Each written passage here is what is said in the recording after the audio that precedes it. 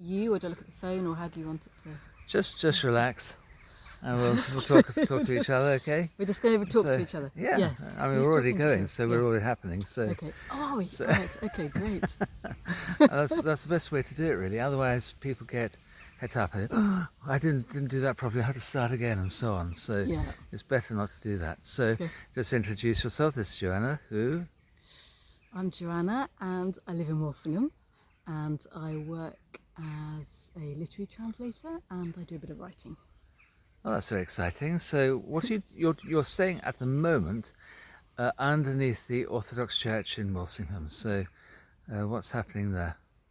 So the Plested family, who are running St. Seraphim's now, they're away for a couple of months in America, and they needed somebody to hold the fort whilst they were away.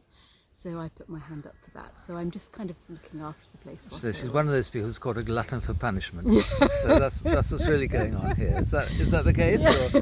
It is actually, because I work as an editor, and over the past 18 months I've been doing quite a laborious editing project, and it's slightly defined how I look at things, literally my eyesight. Right. So coming into the garden, I feel like I'm looking at the garden, I'm not looking at plants, I'm looking at broken sentences. Like everywhere I see that's nice.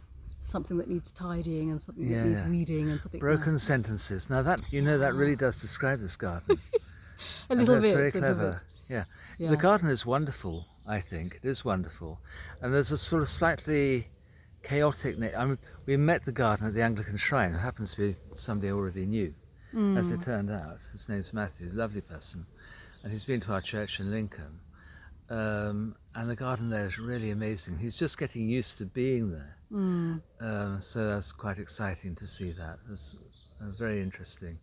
Well, it'd be interesting to know what he thought of this garden, but I like the slightly unkempt nature of this garden. It feels relaxed to me.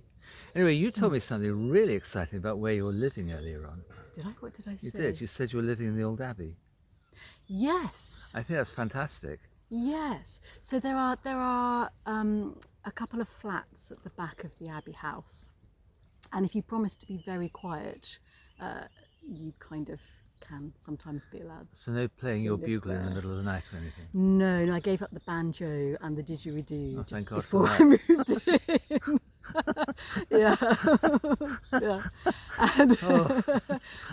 So I moved to Walsingham. I moved into the Abbey about 7 years ago. Yeah. And I was transitioning to the UK from having lived in Siberia. And so she likes her drinks very cold. I do. Yes. There are lots of mosquitoes in them. Okay. Yeah, so was living there and moved here and felt really led here. I mean, I'd never heard of Walsingham. Yeah. And as life often happens, one thing led to another, and I ended up living in the Abbey. Oh, that's really interesting. Yeah. And the reason why it's because she's one of the people who watches 10 at 10 from time to time.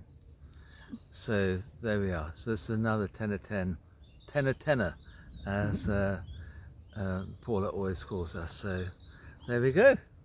That wasn't too bad then, was it? No, that was fine. It was fine. So that was 3 minutes and 45 seconds now. So that's quite a long time, really. Yes. So was it agony? No. No? There we are. Okay. So anybody else wants to do it? It's not going to be agony for them either.